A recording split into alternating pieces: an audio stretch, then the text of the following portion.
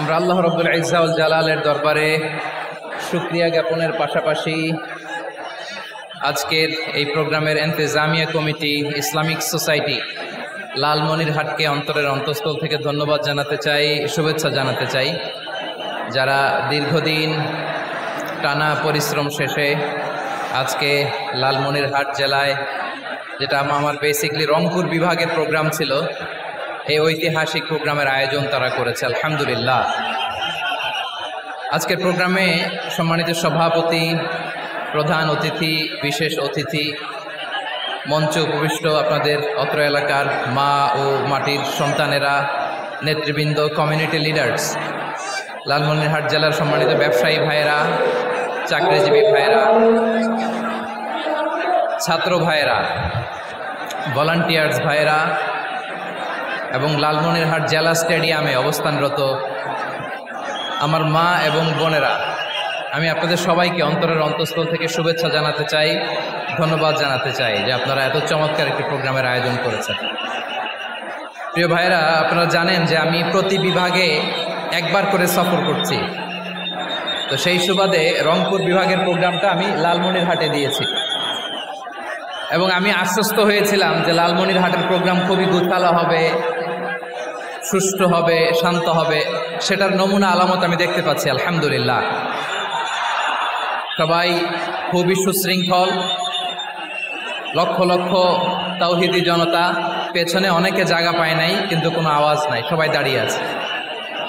LED screen আছে, আপনারা স্ক্রিনে দেখতে পাচ্ছেন, আলহামদুলিল্লাহ। আমি সবাইকে দেখতে পাচ্ছি, মাশাআল্লাহ মাশাআল্লাহ।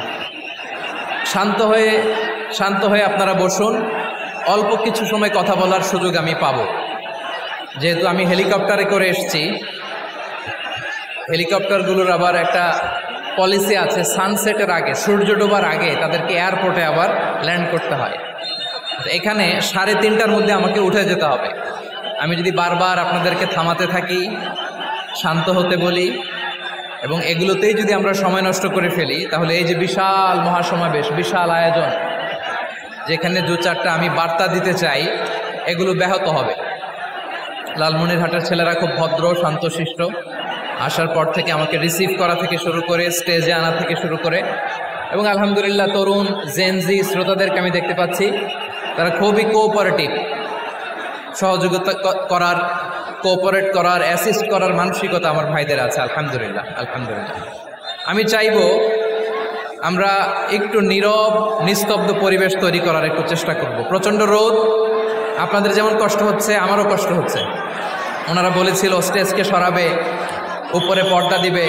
আমি বললাম দরকার নাই, যেই পরিস্থিতিতে আছি আমরা বসি, শান্ত হইতে হবে। এখানে আমি শান্ত হইতে বলবো, ভলান্টিয়ার্সরা মাইক নিয়ে শান্ত হইতে বলবে, আমাদের সম্মানিত উপস্থাপক উনি শান্ত হইতে বলবে। এগুলোর অপেক্ষায় না থেকে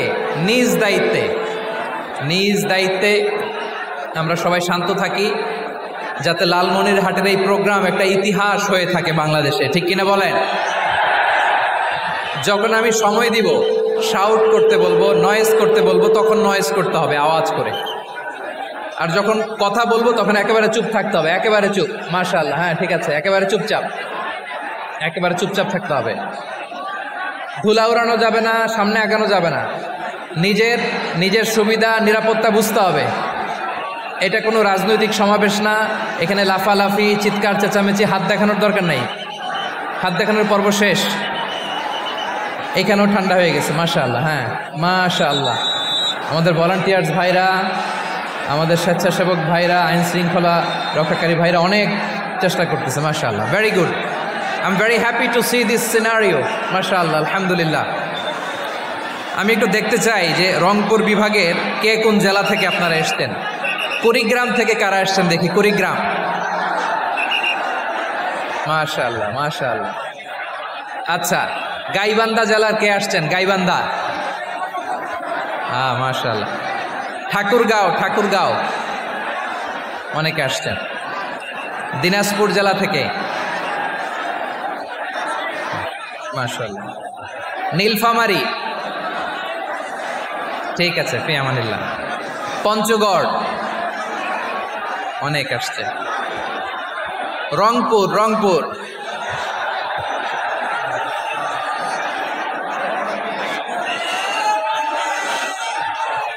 মাশাআল্লাহ মাশাআল্লাহ, ঠিক আছে। লালমনিরহাটের কারা দেখি, লালমনিরহাট,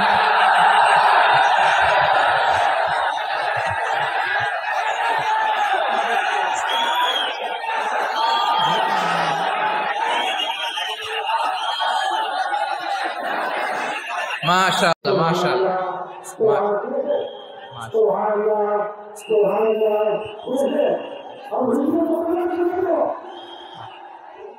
ঠিক আছে ঠিক আছে। বিভাগের বাইরে থেকে অন্য জেলার কারা কারা আসছেন দেখি, তাও আছে অনেকে, মাশাআল্লাহ, ঠিক আছে ঠিক আছে। আজকের প্রোগ্রামে উপস্থিত আছেন প্রধান অতিথি হিসেবে অধ্যক্ষ আসাদুল হাবিব দুলু ভাই, সাংগঠনিক সম্পাদক বিএনপি, জাতীয় নির্বাহী কমিটির সভাপতি, জেলা বিএনপি লালমনিরহাট।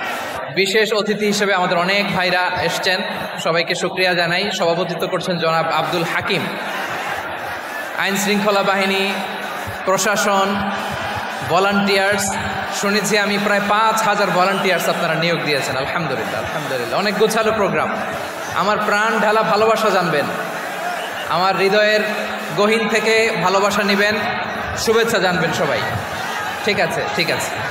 প্রিয় ভাইরা, আমরা আর কাল বিলম্ব না করে মূল আলোচনায় চলে যেতে চাই। আজকে যে টপিকের উপর আমি কথা বলবো, টপিকটা হচ্ছে peaceful coexistence and communal harmony, শান্তিপূর্ণ সহাবস্থান এবং সাম্প্রদায়িক সম্প্রীতি। আমাদের বাংলাদেশে সাম্প্রদায়িক সম্প্রীতি আছে না নাই? আবহমান কাল থেকে আমরা মুসলিম, হিন্দু, বৌদ্ধ, খ্রিস্টান, পাহাড়ি, নৃগোষ্ঠী মিলেমিশে একাকার, আমরা সবাই মিলে বাংলাদেশ। আওয়াজ করে বলেন ঠিক কিনা? আমাদের পারস্পরিক সম্প্রীতি, ভালোবাসা, সৌহার্দ্যপূর্ণ আচরণ, বোঝাপড়া, এটা বেশ মজবুত, বেশ মজবুত। তবে মাঝে মাঝে আমাদের এই সম্প্রীতির ভেতরে অনেকে ফাটল ধরাতে চায়। আমরা যে সুখে আছি, শান্তিতে আছি, এটা অনেকের ভালো লাগে না, ঠিক কিনা বলেন? আমাদের মধ্যে সাম্প্রদায়িক সম্প্রীতি, সৌহার্দ্যপূর্ণ আচরণ, ভালোবাসা, এটা আবহমান কাল ধরে আছে। তার প্রমাণ, আমরা তাফসিরুল মাহফিলের আয়োজন করলে আমাদের হিন্দু ভাইরা ডিস্টার্ব করে না, ঠিক কিনা? এবং আমি যদি বলি হাত তোলেন, হিন্দু ধর্মের কারা কারা এসেছেন, কত শত কত হাজার যে হাত উঠবে, আপনি অবাক হয়ে যাবেন। আমি চাচ্ছি না হাত উঠাতে। খুলনাতে সর্বশেষ যে আমি প্রোগ্রাম করে গেলাম, সেখানে কয়েকশো হিন্দু ভাই আসছে আমাদের আলোচনা শুনতে, আলহামদুলিল্লাহ। অনেক বৌদ্ধরা আসে, অনেক খ্রিস্টানরা আসে। এবার সফরেও অনেক হিন্দু ভাইরা আমার সাথে দেখা করেছে, তারা বলেছে হুজুর আমরা আপনার আলোচনা শুনি, আলহামদুলিল্লাহ বলেন। So it's our responsibility to present our religion to our non-Muslim brothers and sisters. আমাদের অমুসলিম ভাই বোনদের কাছে ইসলামের সৌন্দর্য তুলে ধরা, এটা আমাদের দায়িত্ব। We all are the ambassador of Islam. আমরা প্রত্যেকে দায়িত্বশীল, আমরা প্রত্যেকে এক একজন ইসলামের অ্যাম্বাসেডর, আলহামদুলিল্লাহ বলেন। এজন্য এমনভাবে দ্য বিউটি অফ ইসলাম, ইসলামের সৌন্দর্য আমাদেরকে ফুটিয়ে তুলতে হবে, যাতে করে নন মুসলিমরা শাহাদা পড়ে, কালিমা পড়ে মুসলমান হয়ে যায়। অনেক নন মুসলিম ভাই বোন আমাদের হাতে শাহাদা পড়ে, কালিমা পড়ে মুসলমান হয়েছে, অনেক। সো আমরা যেন ইসলামের বিউটিটাকে তুলে ধরতে পারি এবং এই যে সম্প্রীতি, এটাকে যেন আমরা অটুট রাখতে পারি। আদতে আদতে বাংলাদেশের ইতিহাস বলে আমাদের দেশে কোনো দাঙ্গা নাই, আছে? লালমনিরহাটের ভাইয়ের আওয়াজ করে বলেন, আমাদের দেশে হিন্দু মুসলিম দাঙ্গা আছে? আমরা ভাই ভাই, আওয়াজ করে বলুন তো, আমরা কি ভাই ভাই? কিন্তু কিছু দুষ্ট লোক আছে, তারা আমাদের সম্পর্কের মধ্যে ফাটল ধরাতে চায়, ঠিক কিনা বলেন? মাঝে মাঝে ঝগড়া লাগাতে চায়। দেখবেন পত্রপত্রিকায় দেখা যায় বিভিন্ন ধর্মীয় উপাসনালয়গুলোতে হামলা চালানো হয়। এগুলো রাজনৈতিক উদ্দেশ্য প্রণোদিত, এগুলোর সাথে ইসলামের কোনো সম্পর্ক নাই। এজন্য এই দুর্বৃত্তদের ব্যাপারে আমাদের সাবধান থাকতে হবে। আমরা সবসময় যেমনি ঐক্যবদ্ধ, ইউনাইটেড, আমরা যদি এরকম ইউনাইটেড থাকি, এই সমস্ত দুর্বৃত্তদের কালো হাত ভেঙে দিতে আমাদের 1 ঘন্টাও লাগবে না। চিল্লায় বলো ঠিক কিনা? আমরা সংঘবদ্ধ থাকবো। এই যে আমাদের পিসফুল কো এক্সিস্টেন্স, শান্তিপূর্ণ সহাবস্থান।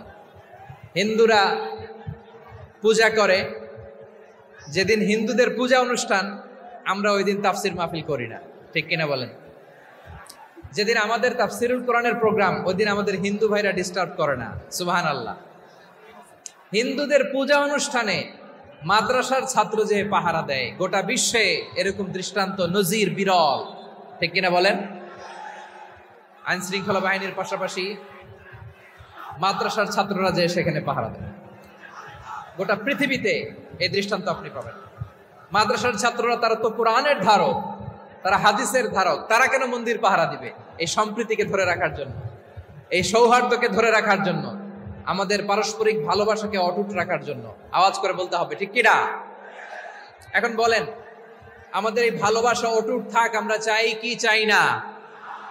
আমরা হিন্দু মুসলিম মিলেমিশে শান্তিপূর্ণ সহাবস্থান, সাম্প্রদায়িক সম্প্রীতি, লালমনিরহাটের ভাইয়ের আওয়াজ করে বলুন, এই সাম্প্রদায়িক সম্প্রীতি আমরা চাই কি চাই না?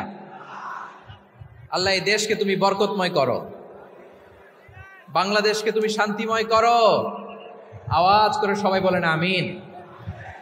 এই জায়গাটাতে সামান্য একটু আওয়াজ হচ্ছিল, এটাও থেমে গেছে। আলহামদুলিল্লাহ, আলহামদুলিল্লাহ। এখন একেবারে everything is in my control. মাশাআল্লাহ। ঠিক আছে, আমি মূল আলোচনায় যাই। প্রিয় ভাইরা, আমি বলেছিলাম আমার আলোচনার বিষয় হচ্ছে শান্তিপূর্ণ সহাবস্থান, সাম্প্রদায়িক সম্প্রীতি। আমরা দেখব ইসলাম আমাদেরকে কি কি দিক নির্দেশনা দেয়। শান্ত হইতে হবে। খরগোশের কানের মতো কান দুটো আমার দিকে করে রাখেন। আমি এখনো উঠে যাব, হাত মারায় লাভ নাই, আমি উঠে যাব। তাকায় থাকো আর কান খাড়া, আওয়াজ হবে না। হ্যাঁ, মাশাআল্লাহ, মাশাআল্লাহ, ঠিক আছে। আমরা দেখবো যে রাসূল সাল্লাল্লাহু আলাইহি ওয়াসাল্লাম এই পিসফুল কোএক্সিস্টেন্সের জন্য আমাদের কি শিখিয়েছেন, কি কি গাইডলাইন দিয়েছেন। আমরা 1, 2, 3, 4 করে এগুলো আপনাদের সাথে শেয়ার করব। আমি আপনাদের খেদমতে সূরাতুল আনআমের 108 নম্বর আয়াত তেলাওয়াত করেছি। এখানে আল্লাহ রাব্বুল ইজ্জা ওয়াল জালাল তিনি ইরশাদ করছেন, ওয়ালা তাসুব্বুল্লাযীনা ইয়াদউনা মিন দুনিল্লাহি ফায়াসুব্বুল্লাহা আদওয়াম বিগাইরি ইলম কাযালিকা যায়্যান্না লিকুল্লি উম্মাতিন আমালাহুম সুম্মা ইলা রাব্বিহিম মারজিউহুম ফায়ুনাব্বিউহুম বিমা কানু ইয়ামালুন। রব্বুল আলামিন বলেন, গোলাম ও আমার ইমানদার বান্দারা শোনো শোনো, ও আমার বিশ্বাসী বান্দারা শোনো শোনো, লা তাসুব্বুল্লাযীনা ইয়াদউনা মিন দুনিল্লাহ ফায়াসুব্বুল্লাহা আদওয়াম বিগাইরি ইলম।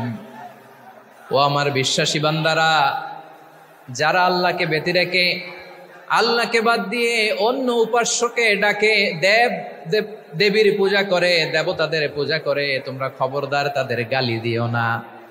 আওয়াজ করে বলেন, কি দিও না? আল্লাহ বলেন, ও বিশ্বাসীরা শোনো, যারা আল্লাহকে বেছে রেখে দেবীর পূজা করে, অন্য উপাস্যের পূজা করে, তাদেরকে ডাকে, ওই দেবতাদেরকে তোমরা গালি দিও না। যদি ওই দেবতাদেরকে গালি দাও তাহলে ভুলবশত, শত্রুতাবশত তারা তোমাদের রব আল্লাহকে গালি দেবে, ঠিক কিনা? তোমরা যদি তাদের দেবতাদের গালি দাও, ওরা রেগে তোমার আল্লাহরে গালি দিবে, তাহলে আল্লাহরে গালি খাওয়ানোর কারণ হয়ে গেলাম আমি, ঠিক কিনা বলেন?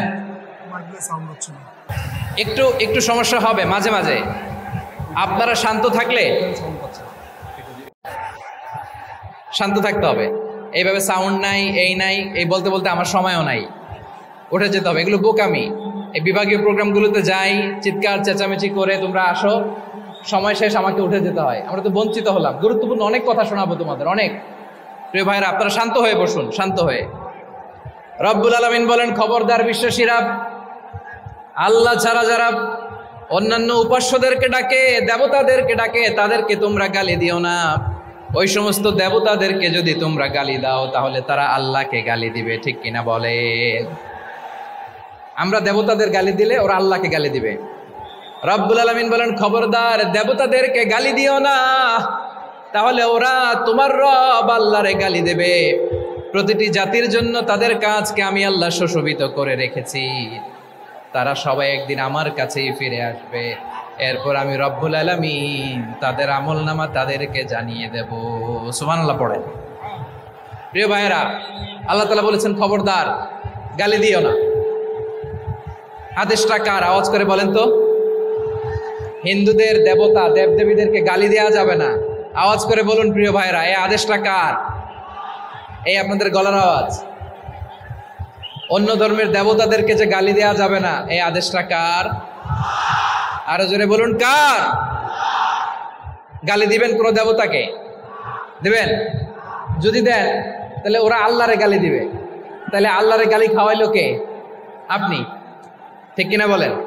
আমি আল্লাহকে গালি খাওয়ানোর কারণ হলাম, কারণ আমি যদি গালি না দিতাম ওরা আমার রবকে গালি দিত না। আওয়াজ করে বলেন ঠিক কিনা? তাহলে প্রিয় ভাইয়েরা, ইসলাম আমাদেরকে শিখায়, সূরাতুল আনআমের 108 নম্বর আয়াত থেকে আমরা বুঝলাম কোনো ধর্মকে ছোট করা যাবে না। অন্য ধর্মকে ছোট করা মানে ইসলামকে ছোট করা। অন্য ধর্মের দেবতাকে গালি দেওয়া মানে আল্লাহকে গালি খাওয়ানো। আওয়াজ করে বলেন ঠিক কিনা? খবরদার, এটা করা যাবে না। আর অন্য ধর্মের দেবতাকে যদি আপনি গালি দেন, ওরা ইসলাম থেকে দূরে সরে যাবে। যাও ইসলামের প্রতি আকৃষ্ট হয়েছিল আর কোনোদিন ইসলামের ধারে কাছে আসবে না। আওয়াজ করে বলেন ঠিক কিনা? এজন্য কখনো কোনোদিন অন্য ধর্মের দেবতাদেরকে গালি দেওয়া যাবে না। অন্য ধর্মের কোনো দেবতাদেরকে আমরা গালি দিব না, গালি দিব না, বরং ইসলামের beauty, the beauty of Islam, ইসলামের সৌন্দর্যকে আমরা তুলে ধরব। আমরা যদি বিশ্বনবী সাল্লাল্লাহু আলাইহি ওয়াসাল্লামের জীবনের দিকে তাকাই, তাহলে আমি দেখব বিষ্ণু ইসলাম মক্কাতে কিংবা মদিনাতে অন্য ধর্মের লোকদের সাথে খুব পিসফুলি লাইফ লিড করেছেন। হোক মুশরিক, হোক খ্রিস্টান, হোক ইহুদি, বিশ্বনবী সবার সাথে মিলেমিশে ছিলেন। আলহামদুলিল্লাহ বলেন। ইসলাম হচ্ছে পিসফুল রিলিজিয়ান। অন্য ধর্মের প্রতি সহনশীলতার সবক ইসলাম আমাদেরকে দেয়। কিন্তু প্রতিটি মুসলিমের এটা মনে রাখতে হবে, আল্লাহর কাছে পছন্দনীয় গ্রহণযোগ্য ধর্ম জীবনাদর্শ একটি, সেটা হচ্ছে ইসলাম। আওয়াজ করে বলেন সেটা কি? লালমনিরহাটের ভাইয়েরা আওয়াজ করে বলুন, আল্লাহর কাছে মনোনীত ধর্ম একটি, সেটা কি? এজন্য রব্বুল আলামিন বলেন ইন্নাদ-দীনা ইনদাল্লাহিল ইসলাম, আল্লাহর কাছে মনোনীত গ্রহণযোগ্য অ্যাকসেপ্টেড ধর্ম মতাদর্শ একটা, সেটা হলো ইসলাম। ইসলাম ছাড়া অন্য কোনো ধর্ম যদি কেউ তালাশ করে, তার ওই ধর্ম আল্লাহ গ্রহণ করবে না। ওমাই ইয়াবতাগি গায়রাল ইসলামি দীনান ফালাই ইউকবালা মিন ওয়া হুয়া ফিল আখিরাতি মিনাল খাসিরিন।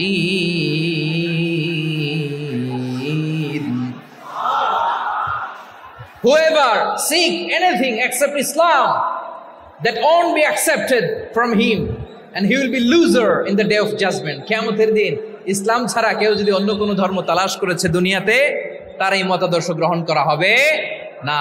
and he will be loser, সে হবে লুজার, ক্ষতিগ্রস্ত। হাই হাই কোম্পানির ম্যানেজার, ওর আমও শেষ, সালাও শেষ। আওয়াজ করে বলেন ঠিক কি না? এজন্য ইসলাম পেয়ে আমরা খুশি না বেজার? প্রত্যেক নামাজ শেষে আমরা আল্লাহরে বলি, আল্লাহ রাদিতু বিল্লাহি রাব্বা ওয়া বিল ইসলামি দীনা ওয়া বি মুহাম্মাদিন নাবিয়ান ওয়া রাসূলা। ও আল্লাহ, তোমারে রব হিসেবে পেয়ে আমরা খুশি। ও আল্লাহ, ইসলামকে ধর্ম হিসেবে পেয়ে আমরা খুশি। বিশ্বনবীকে আমাদের রাসূল পেয়ে আমরা খুশি। ঠিক কিনা বলেন? ইসলাম ছাড়া অন্য কোনো ধর্ম আমরা গ্রহণ করব না। ঠিক কিনা বলেন? আল্লাহর কাছে অ্যাকসেপ্টেড রিলিজিয়ান একটা, সেটা ইসলাম। তো বিশ্বনবী সাল্লাল্লাহু আলাইহি ওয়াসাল্লাম মক্কাতে কিংবা মদিনাতে খুব পিসফুলি এক্সিস্ট করেছেন, যে কোনো ধর্মের সাথে মিলেমিশে চলেছেন। তার প্রমাণ আমরা যদি রাসূল সাল্লাল্লাহু আলাইহি ওয়াসাল্লামের বায়োগ্রাফির দিকে তাকাই, তাহলে দেখব তিনি মুশরিকদের সাথে পিস ট্রিটি করেছেন, শান্তি চুক্তি, পিস ট্রিটি, পিস এগ্রিমেন্ট। আপনারা হুদাইবিয়ার সন্ধির নাম শুনেছেন? আমার লালমনিরহাটের কলিজার টুকরা ভাইয়েরা, হুদাইবিয়ার সন্ধির নাম আপনারা শোনেন নাই? 6ষ্ঠ হিজরিতে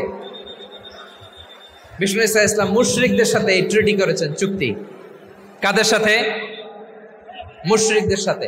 আমরা তো মুসলমান বসতে পারি না, আমরা দুই মুসলিম ভাই একসাথে বসে চা খেতে পারি না, গল্প করতে পারি না। বিষ্ণু ইসলাম মুশরিকদের সাথে ট্রিটি করেছেন, হুদাইবিয়ার সন্ধি। এই সন্ধির আগে মক্কা থেকে কেউ মদিনায় যেতে পারে না, মদিনা থেকে কেউ মক্কায় যেতে পারে না। কিন্তু এই সন্ধির পরে ট্রাফিক স্বাভাবিক হয়ে গেল। মক্কার লোকেরা মদিনায় আসতে পারে, মদিনার লোকেরা মক্কায় আসতে পারে। এটাকে বলে সুলহে Hudaibiya, the peace agreement of Hudaibiya, শান্তি চুক্তি। আমরা পৃথিবীতে এখন অনেক শান্তি চুক্তির নাম শুনি, এগুলো সব the piece treaty of Hudaibiya থেকে কপি করা। আল্লাহু আকবার। তাহলে বিশ্বনবী সাল্লাল্লাহু আলাইহি সাল্লাম তিনি যে শান্তিপূর্ণ সহাবস্থানে বিশ্বাসী ছিলেন, মুসলমানেরা যে অন্য ধর্মের প্রতি সহনশীল তার প্রমাণ হচ্ছে এই পিস ট্রিটি। শুধু তাই নয়, মাইকের সাউন্ডটা একটু বাড়াই দিতে হবে, খুব দুর্বল, একটু মজবুত করতে হবে, আর একটু ক্লিন করতে হবে, আর সবগুলা জায়গায় সাউন্ড যাচ্ছে কিনা একটু ক্রস চেক করতে হবে। হ্যাঁ, পাবেন পাবেন, দিচ্ছে mike operator, he is trying his level best, দিচ্ছে। মাইক অপারেটর যিনি আছেন, প্রতিটি জায়গায় প্রতিটি সাউন্ড বক্সে যেন আওয়াজ পাওয়া যায়, একটু ক্রস চেক করেন, সাউন্ডটাকে একটু স্ট্রং করে দেন। হ্যাঁ, ঠিক আছে, মাশাআল্লাহ। এদিকে তাকান, এদিকে। মক্কার পার্ট গেল, পিস এগ্রিমেন্ট করলেন, শান্তি চুক্তি। বিষ্ণু ইসলাম মদিনায় যে কি করলেন? মদিনায় যে বিষ্ণু ইসলাম মদিনা চার্টার করলেন, মদিনা সনদ, সাহিফাতুল মদিনা, এটার বলে মদিনা চার্টার। যে ওয়েস্টে, ইউরোপে, আমেরিকাতে তারা অনেক চার্টার করে, সব চার্টার মদিনা চার্টার থেকে কপি করা। আওয়াজ করে পড়েন সুবহানাল্লাহ। বিষ্ণু ইসলাম মদিনায় গেলেন, মদিনাতে মুসলিম, মুশরিক, ইহুদি, এই তিন ধর্মের লোক মিলে সব স্টেক হোল্ডার যারা আছে সবাইকে নিয়ে বিষ্ণু ইসলাম মদিনা চার্টার করলেন, মদিনা সনদ। পড়েন সুবহানাল্লাহ। শুধু তাই নয়, মক্কাতে বিশ্বনবী পিস এগ্রিমেন্ট করলেন, শান্তি চুক্তি মুশরিকদের সাথে। মদিনাতে যে বিশ্বনবী মদিনা চার্টার করলেন, মদিনা সনদ করলেন ইহুদিদের সাথে। আবার মদিনাতে বিশ্বনবী ইহুদিদের সাথে পিস ডায়ালগ করলেন, ইন্টারফেথ ডায়ালগ করলেন, আন্তধর্মীয় সংলাপ করলেন। যে সংলাপের মূল ভিত্তি ছিল তাওহীদ। মূল ভিত্তি ছিল কি? তাওহীদ। বিশ্বনবী ইহুদিদেরকে ডাকলেন, আহ্বান করলেন, কুল ইয়া আহলাল কিতাবি তাআলাউ ইলা কালিমাতিন সাওয়াইন বাইনানা ওয়া বাইনাকুম আল্লা না'বুদা ইল্লাল্লাহ ওয়া লা নুশরিকা বিহি শাইআন ওয়া লা ইয়াত্তাখিযা বা'দুনা বা'দান আরবাবাম মিন দুনিল্লাহ فإن تولوا فقولوا اشهدوا بأننا مسلمون সুবহানাল্লাহ। পড়েন। বিশ্বনবী মদিনার ইহুদিদের ডেকে বললেন, ও ইহুদিরা, শোনো শোনো, আসো এমন একটা আদর্শের প্রশ্নে আমরা একত্রিত হই, যে আদর্শের প্রচার তোমাদের নবীরাও করেছে, আমিও করি, যে আদর্শের কথা তোমাদের পবিত্র ধর্মগ্রন্থগুলোতে আছে, আমার কোরআনেও আছে। সেটা হলো তাওহীদ। আমরা এক আল্লাহ ছাড়া কারো ইবাদত করব না, আল্লাহর সাথে কাউরে শরীক করব না, আল্লাহ ছাড়া কাউরে রব মানব না। পড়েন সুবহানাল্লাহ। তাহলে আমার প্রিয় লালমনিরহাটের ভাইরা, মদিনাতে যে তিনি মদিনা চার্টার করলেন, মদিনা সনদ, পিস ডায়ালগ করলেন, শান্তির সংলাপ, ইন্টারফেথ ডায়ালগ করলেন, আন্তধর্মীয় সংলাপ, যার ভিত্তি ছিল তাওহীদ। সুবহানাল্লাহ পড়েন। তাহলে অন্য ধর্মের প্রতি সব সময় ইসলাম সহনশীল, টলারেন্স। যদি আপনি দেখতে চান ইসলামের নবী বিশ্ব নবীর দিকে তাকান, ঠিক কিনা বলেন? আমরা তো সংখ্যালঘুদের রাইটস প্রোটেক্ট করার জন্য কত আইন বানাই, কত বৈঠক করি, কত সংবাদ সম্মেলন করি। বিষ্ণু সাল্লাল্লাহু আলাইহি ওয়াসাল্লাম সংখ্যালঘুদের রাইটসের ব্যাপারে, অধিকারের ব্যাপারে যে কথা বলেছেন, শুনলে আপনি অবাক হয়ে যাবেন। বিশ্বনবী বলেন, আলা মান যালামা মুআহাদান আও ইনতাকাসাহু আও কাল্লাফাহু ফাওকা তাআতিহি আও কাল্লাফাহু ফাওকা তাকাতিহি আও আখাযা মিনহু শাইআন বিগাইরি তিবি নাফসিন ওয়া আনা হাজিজুহু ইয়াউমাল কিয়ামা। খবরদার, জেনে রেখো, কেউ যদি কোনো সংখ্যালঘুর উপরে অত্যাচার করে, কোন সংখ্যালঘুর প্রাপ্য থেকে যদি কেউ কাউকে ঠকায়, সংখ্যালঘুর উপর যদি কেউ কষ্ট দেয়, কোন সংখ্যালঘুর সম্পদ যদি কেউ জোর করে কেড়ে নেয়, আমি কিয়ামতের দিন বিশ্বনবী ওই সংখ্যালঘুর পক্ষে আর ওই মুসলমানদের বিপক্ষে বাদী হয়ে দাঁড়াবো। সুবহানাল্লাহ বলতে পারলেন না? আল্লাহু আকবার। আপনি নামাজি, আপনি মুসল্লি, আপনি হাজী সাহেব, তাহাজ্জুদ পড়তে পড়তে কপালে দাগ ফেলে দিছেন, আপনার প্রতিবেশী হিন্দু, ভাবছেন আমার তো পাওয়ার আছে, ওর জমিটা দখল করি। বিশ্বনবী বলেন কিয়ামতের দিন ওই হিন্দুর পক্ষে তোর বিরুদ্ধে আমি বাদী হয়ে দাঁড়াবো। পৃথিবীর কোন ধর্মে এরকম স্টেটমেন্ট পাবেন? পাবেন? আপনি ভাবছেন আপনি নামাজ পড়লে, হাজী সাহেব কপালে দাগ ফেলাই দিলে আপনি সেলসেলায় জান্নাতে চলে যাবেন না? খবরদার। বিশ্বনবী বলেন কোন সংখ্যালঘুর উপর যদি কেউ আক্রমণ করে, তার প্রাপ্য তাকে না দিয়ে যদি তাকে ঠকায়, তার উপর জুলুম করে, তার সম্পদ যদি কেড়ে নেয়, আমি নবী, তুমি মুসলিম হইতে পারো, মুসল্লি হইতে পারো, তার পক্ষে তোমার বিপক্ষে আল্লাহর দরবারে বাদী হয়ে দাঁড়াবে। আচ্ছা লালমনিরহাটের ভাইরা, কথা বুঝতে পারলে আওয়াজ করে উত্তর দেন। বিশ্বনবী যদি কারো বিপক্ষে দাঁড়ায় কিয়ামতের দিন, আই রিপিট, আমি আবারও বলছি, বিশ্বনবী যদি কিয়ামতের দিন কারো বিপক্ষে দাঁড়ায়, ও তো সেলসেলায়া জান্নাতি, তাই না? জান্নাতিরা, যে নবীর সুপারিশ ছাড়া জান্নাতের গেটও দেখা যাবে না, ওই নবী যদি বলে তোর বিপক্ষে আমি বাদী হয়ে দাঁড়াবো, ওই জান্নাতে আর ঢোকার কোনো সুযোগ আমাদের থাকবে? এখানেই শেষ না আমার প্রিয় লালমনিরহাটের ভাইয়েরা, এখানেই শেষ নয়। বিশ্বনবী বলেন মান কাতালা মুআহাদান, বুখারীর বর্ণনা, মান কাতালা মুআহাদান লাম ইয়ারাহ রাইহাতাল জান্নাহ।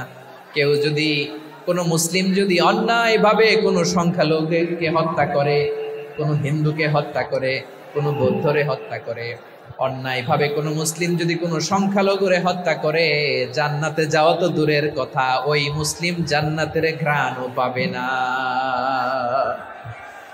সেই বুখারীর বর্ণনা, মান খাতালা মুআহাদান লাম ইয়ারাহ রাইহাতাল জান্নাহ ওয়া ইন্না রিহাহা লা ইউজাদু মিন মাসিরাতি 40 আমা।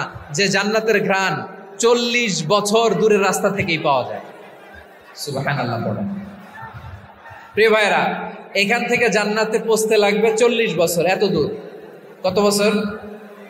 সবাই বলেন কত বছর? এখান থেকে জান্নাতে পৌঁছতে লাগবে 40 বছর। এত দূরে থাকতেই জান্নাতের ঘ্রাণ আপনার নাকে এসে ধাক্কা মারবে।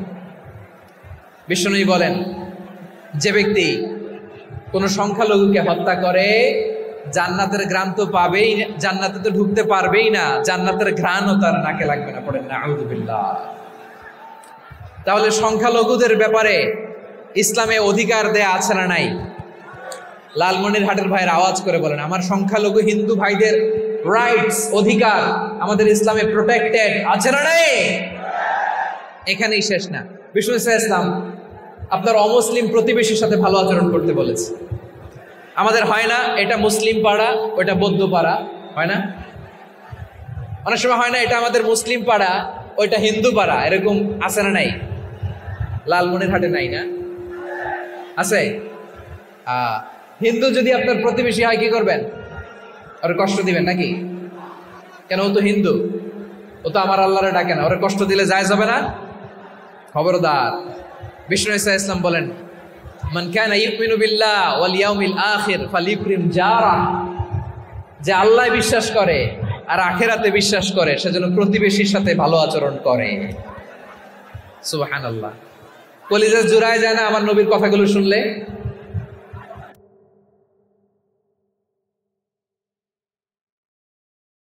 এখানে বলছে মুসলিম প্রতিবেশী বলছে, নামাজি প্রতিবেশী বলছে, আল্লাহওয়ালা প্রতিবেশী বলছে না। প্রতিবেশী আস্তিক হোক নাস্তিক হোক, প্রতিবেশী মুমিন হোক মুশরিক হোক, প্রতিবেশী হইলেই তার সাথে ভালো আচরণের দরকার আছে না নাই? আমার প্রিয় লালমনিরহাটের ভাইয়েরা, বিষ্ণু ইসলাম ওনার ইহুদি প্রতিবেশীদের দেখাশোনা করতেন। আওয়াজ না শোনা যাক, আমারও তো দেখা যায়, আমারও তো দেখা যায়। তাকায় থাকেন, তাকায় থাকলে সওয়াব হবে। কোরআনের কথা যেখান থেকে হয় এদিকে তাকায় থাকলেই বরকত। তাকায় থাকেন। জি জি, মাইক, আমি তো আর মাইক ঠিক করতে আসি না এদিকে, এই মাইক ঠিক করবো ওই মাইক ঠিক করবো, ওদিকে পাইলট বলবে হুজুর চলে আসেন। জি বসুন বসুন, মাশাআল্লাহ, হ্যাঁ খুব শান্ত, ঠিক আছে। পুলিশ ভাইরা না খেয়ে দিনরাত আপনারা যাতে সুশৃঙ্খল একটা প্রোগ্রাম উপহার পান এটাই চেষ্টা করতেছে, আপনাদেরকে কষ্ট দিতে আসে নাই, একটু একটু সহযোগিতা করেন। জি মাশাআল্লাহ, হ্যাঁ ঠিক আছে। আমার প্রিয় ভাইরা, প্রতিবেশী আস্তিক হোক নাস্তিক হোক, মুসলিম হোক হিন্দু হোক, তার সাথে ভালো আচরণ করতে হবে। বিষ্ণু ইসা ইসলাম ওনার ইহুদি প্রতিবেশীর বাসায় যেতেন। কোন প্রতিবেশী? ইহুদি। আওয়াজ করে বলেন, কোন প্রতিবেশী? ইহুদি। এক ইহুদি কিশোর বিষ্ণু ইসা ইসলামের খেদমত করতে, ইহুদি ছেলে আমার নবীর খেদমত করতো, তারা ছিল নবীর প্রতিবেশী। তো অনেক দিন হয় ইহুদি ছেলেটা আসে না, বিষ্ণুনবী খোঁজ দিলেন ঘটনা কি, একটা ইহুদি ছেলে না আমার খেদমতে আসতো, ছেলেটা কই? খোঁজ নিয়ে জানলেন ছেলেটা অসুস্থ। বিষ্ণু ইসা ইসলাম ওই ইহুদির বাড়িতে চলে গেলেন ওই ছেলেটাকে দেখা করার জন্য, ভিজিট করার জন্য। সুবহানাল্লাহ পড়বেন না? গেলেন, যে দেখে ইহুদি ছেলেটা মুমূর্ষ, যান যান যায় যায় ভাব, বিছানায় পড়ে আছে, তার বাবা দাঁড়ানো। বিষ্ণুনবী তার মাথার পাশে বসলেন, মাথায় হাত বুলিয়ে দিলেন, আর ছেলেটাকে বললেন আসলিম, হে ইহুদি ছেলে আসলিম, ইসলাম ধর্ম গ্রহণ করো। তো ছোট্ট ছেলে ভাবে আমরা ইহুদি, এখন ইসলাম ধর্ম গ্রহণ করলে আব্বা যদি বকা দেয়, ফানাযারা ইলা ওয়াজহি আবি, ছেলেটা তার বাবার চেহারার দিকে তাকালো, দেখি আব্বা কি কয়। আব্বা যদি বলে তাইলে ইসলাম ধর্ম গ্রহণ করবে। ইহুদি ছেলেটা তার বাবার দিকে যখন তাকালো, ওর বাবা বলে আতি আবুল কাসিম, আবুল কাসিম যা বলে তাই করো। আবুল কাসিম হচ্ছে বিষ্ণু ইসা ইসলামের একটা কুনিয়াত, উপনাম। আমার রাসূলের বড় ছেলের নাম ছিল কাসেম। যেমন দেখবেন আমাদের এলাকায় কারো ছেলের বড় ছেলের নাম যদি হয় আব্দুল্লাহ, এরা আব্দুল্লাহর বাপ বলে ডাকে। কারো বড় মেয়ের নাম যদি হয় ফাতেমা, এরা কি ডাকে? ফাতেমার বাপ বলে না? তো বিষ্ণু ইসা ইসলামের বড় ছেলের নাম ছিল কাসেম। ইহুদি বাবা বলল আতি আবুল কাসেম, আবুল কাসেম যা বলে তাই শোনো, মানে মোহাম্মদ যা বলে তাই শোনো। এই কথা শুনে ছেলে সাহস পাইছে, ছেলে আবার পড়তে আরম্ভ করলো আশহাদু আল্লাহ ইলাহা ইল্লাল্লাহ ওয়া আশহাদু আন্না মুহাম্মাদার রাসূলুল্লাহ, পড়েন আল্লাহু আকবার। বিশ্বনবীর আহ্বান শুনে ওই আহ্বানে সাড়া দিয়ে ইহুদি ছেলে শাহাদা পড়ে মুসলমান হয়ে গেল। তার হৃদয়টারে ইমানের নূর দিয়ে আলোকিত করে দিল কে? প্রিয় ভাইরা, এবার রাসূল সাল্লাল্লাহু আলাইহি ওয়াসাল্লাম বের হয়ে আসলেন, আর বললেন আলহামদুলিল্লাহিল্লাযী আনকাযাহু মিনান নার, প্রশংসা সে আল্লাহর যে আল্লাহ জাহান্নামে চলে যাচ্ছিল প্রায় এমন একটা লোককে মুহূর্তের মধ্যে কালেমায়ে শাহাদাতের বদৌলতে জান্নাতি বানায় দিলেন। আওয়াজ করে পড়েন সুবহানাল্লাহ। এই হাদিস থেকে আমরা কি শিখলাম? What is the moral of the story? এক নম্বর স্টোরি হলো, প্রতিবেশী ইহুদি হোক হিন্দু হোক, যাবেন, সুসম্পর্ক রাখবেন, উপহার দিবেন, বিপদে পাশে দাঁড়াবেন, তাইলেই তো আপনাদের প্রতি, মুসলমানদের প্রতি তারা আকৃষ্ট হবে, ঠিক কিনা বলেন? আপনি যদি হিন্দুদের সাথে বৌদ্ধদের সাথে নাই মিশেন, নাস্তিকের কাছে নাই যান, তো ইসলামের সৌন্দর্যটা ওরা বুঝবে কেমনে? আমার অনেক হিন্দু পরিচিত ভাই আছে, ওরা আমাদের ইফতারের প্রোগ্রামে এসে একসাথে ইফতারি করে। অনেক মদখোর আমার সাথে বসে একসাথে ডিনার করে, হাফ প্যান্ট পরা, গলায় স্বর্ণের চেইন, হাতে স্বর্ণের ব্রেসলেট, আইসা আমার সাথে ডিনার করছে, আছে এরকম। গাঁজাখোর, আমি বলি আসো, welcome welcome to my dinner, আসো বসো, বসলেই তো আমি ওর ডিএনএ, চিন্তার ডিএনএ চেঞ্জ করে দেওয়ার সুযোগ পাবো, চিল্লায় বলো ঠিক কিনা? আসতে হবে আমার কাছে। Our door is open, the door of Islam is open 24/7। সব সময় আমাদের ইসলামের দরজা আমার অমুসলিম ভাইদের জন্য খোলা আছে না নেই? এই হাদিস থেকে দুইটা শিক্ষা। এক নম্বর শিক্ষা, প্রতিবেশী মুসলিম হোক অমুসলিম হোক, যান, অসুস্থ হইলে একটু আপেল নিয়ে যান, আঙ্গুর নিয়ে যান, কমলা নিয়ে যান, তাদের সাথে ভালো আচরণ করেন। ইসলামের বিউটি দেখে, সৌন্দর্য দেখে অবাক হবে, নসিব ভালো হলে কোনোদিন কালিমা পড়ে মুসলমান হয়ে যাবে, ঠিক কিনা বলেন? তাহলে অমুসলিমের সাথে ভালো সম্পর্ক। বিশ্বনবী ইহুদির বাড়িতে গেলেন, ইহুদির বাড়ি, আর আমার মুসলমান ভাই আমার কাফের বলে, এরকম আছে না নাই? মুসলিম মুসলিমরা দেখতে পারে না, সহ্য করতে পারে। বিশ্বনবী সাল্লাল্লাহু আলাইহি ওয়াসাল্লাম ইহুদির বাড়িতে গেলেন, এটা একটা শিক্ষা। আরেকটা শিক্ষা হলো, ভাইয়েরা ধাক্কা মেরে এসে সামনে এসে কি লাভ? প্রোগ্রাম তো শেষ হচ্ছে, এখনই শেষ হচ্ছে, তো এই যে আমাদের বকশি ভাই ওয়াদা নিল, হাত তোলালো, মিম বলে এত কথা বললো, তো আমি জেলায় জেলায় যে খালি হাত নাড়াই তোমাদের জন্য নাকি? হ্যাঁ, হাত নাড়াই শুধু, এই ধাক্কাইতে ধাক্কাইতে এদিকে এসে হাত নাড়াইতেছে। হয়েছে তো, দেখলাম তো, ঠিক আছে, মাশাআল্লাহ। অন্য যে কোনো জেলার জন্য সুশৃঙ্খল। আমার দিকে তাকাও, আমার দিকে তাকাও, ঠিক আছে। এই যে দাঁড়িয়ে আছে, একটা ছেলে নড়ে না, দেখছেন? মাশাআল্লাহ, মাশাআল্লাহ, মাশাআল্লাহ। হ্যাঁ, এইভাবেই। আর কয়েকটা মজাদার কথা আছে, শোনো। এই হাদিস থেকে আমাদের শিক্ষা হলো, আমার প্রতিবেশী যেই ধর্মের হোক আমি সম্পর্ক রাখবো। অসুস্থ হলে যাব, কি বলেন ভাইরা? যাবেন না? যাবেন না আপনারা? আচ্ছা, 2 নম্বর শিক্ষা হলো, বিষ্ণু ঈসা ইসলামের খাদেম ছিল ইহুদি। এতদিন খেদমত করলো, একদিনও বিশ্বনবী ওরে কালিমার দাওয়াত দেয় নাই। কারণ কি? বিশ্বনবী একটা ভালো সময়ের অপেক্ষা করতেছিলেন, প্রপার টাইমিং। দাঈর কাজ হচ্ছে দাঈ ইলাল্লাহ, সে হচ্ছে সুযোগ সন্ধানী। দাঈ সুযোগ খোঁজে, কখন দাওয়া দিলে ব্যাটে বলে হবে, ঝোপ বুঝে কোপ মারে, ঠিক কিনা বলেন? বিষ্ণু ঈসা ইসলাম ভালো সময়ের অপেক্ষা করতেছিলেন, দেখি ভালো সময় আসুক আসুক আসুক আসুক। আস্তে আস্তে এমন সময় আসছে, ছেলে এবার মুমূর্ষ। অসুস্থ ব্যক্তির হৃদয় অত্যন্ত নরম থাকে। হসপিটালে যখন কেউ যায় তার হৃদয়টা বড্ড নরম থাকে, মৃত্যুর ভয়ে তার অন্তরটা নরম থাকে, ঠিক কিনা বলেন? এই প্রপার টাইমিং এর অপেক্ষা করতেছিলেন। যখনই টাইমিং পেয়েছেন, দাওয়াত দিলেন, পড়ো লা ইলাহা ইল্লাল্লাহ, সুবহানাল্লাহ পড়েন সবাই। তাহলে ইসলাম অমুসলিম প্রতিবেশীর সাথে ভালো আচরণ করতে বলে।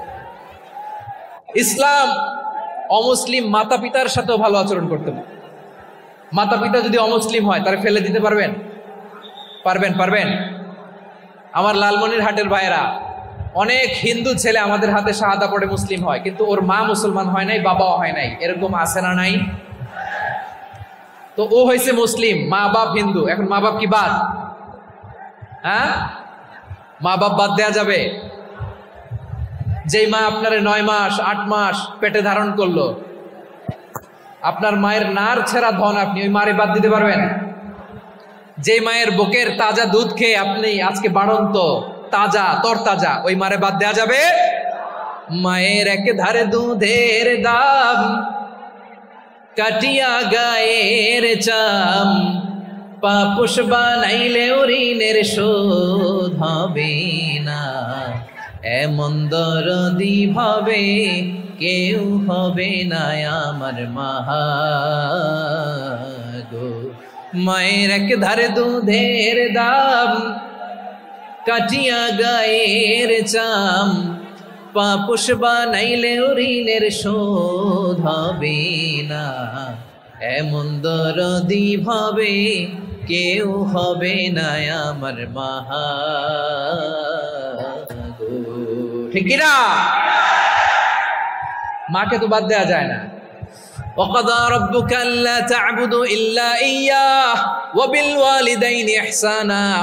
আল্লাহ বলে, অবধারিত 2টা ভার্ডিক্ট তোমাদের জন্য, এক আল্লাহর ইবাদত করবা আর মা বাবার প্রতি ইহসান করবা। আদেশটা কার? মা বাবার প্রতি ইহসান করতে হবে। আমার মা হিন্দু হোক, ভালো আচরণ করতে হবে, বৌদ্ধ হোক, ভালো আচরণ করতে হবে।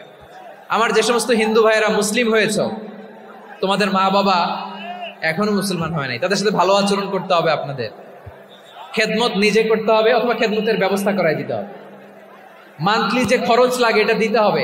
আরে তুমি এখন মুসলিম, তোমার মা বাবা হিন্দু, এখনই তো সুযোগ ইসলামের সৌন্দর্য দেখানো। এখন মা বাবা যদি দেখে, আরে এটা হিন্দু থাকতে তো বদমাইশ ছিল, বেয়াদব ছিল, কি এমন ধর্ম সে গ্রহণ করলো যেটা গ্রহণের সাথে সাথে সে পাল্টে গেল? কি এমন ধর্ম সে গ্রহণ করেছে যেটা তার জীবনকে আলোকিত করে দিয়েছে? নসিব ভালো হইলে তারাও কালিমা পড়ে মুসলমান হয়ে যাবে। বিষ্ণু ঈসা ইসলামের স্ত্রীর নাম ছিল আয়েশা রাদিয়াল্লাহু তাআলা আনহা, আবু বকর রাদিয়াল্লাহু তাআলা আনহুর মেয়ে। আবু বকর রাদিয়াল্লাহু তাআলা আনহুর আরেক মেয়ের নাম হচ্ছে আসমা। কি নাম? দুজনই আবু বকর রাদিয়াল্লাহু তাআলা আনহুর মেয়ে, আসমা আর আয়েশা। নাম দুইটা কেমন লাগে? আসমা নামটা কেমন লাগে? আয়েশা নামটা কেমন লাগে? সবার ভালো লাগে নাই? নাম দুটো আপনাদের ভালো লাগে? লালমনিরহাটে অনাগত যদি কন্যা সন্তান হয়, যদি মনে চায় আসমা রেখে দিতে পারবে। যদি মনে চায় আয়েশা রেখে দিয়েন। দেশে বিদেশে এয়ারপোর্টে রাস্তা ঘাটে শুধু বলে হুজুর একটা নাম দেন, আমার ছেলের একটা নাম দেন, মেয়ের একটা নাম দেন। তো আমার মনে আছে যশোরের আবদিনের মাহফিলে আমি একটা দুটা নাম দিয়েছিলাম। আজকে লালমনিরহাটের এই প্রোগ্রামে কন্যা সন্তান যদি হয় দুটা নাম দিলাম, আসমা কিংবা আয়েশা। ইনশাআল্লাহ পড়েন। দুজন বোন, এক মায়ের না, বাবা এক মা দুজন। আয়েশা রাদিয়াল্লাহু তাআলা আনহার মায়ের নাম উম্মে রুমান, আর আসমা রাদিয়াল্লাহু তাআলা আনহার মায়ের নাম কুতাইলা বিনতে আব্দুল উজ্জা। আবু বকর রাদিয়াল্লাহু তাআলা আনহু 4টা বিয়ে করেছিলেন। তো একই ঘটনা ঘটেছে এই ফ্যামিলিতে। আসমা ইসলাম ধর্ম গ্রহণ করে মুসলিমা, কিন্তু তার মা কুতাইলা মুশরিকা।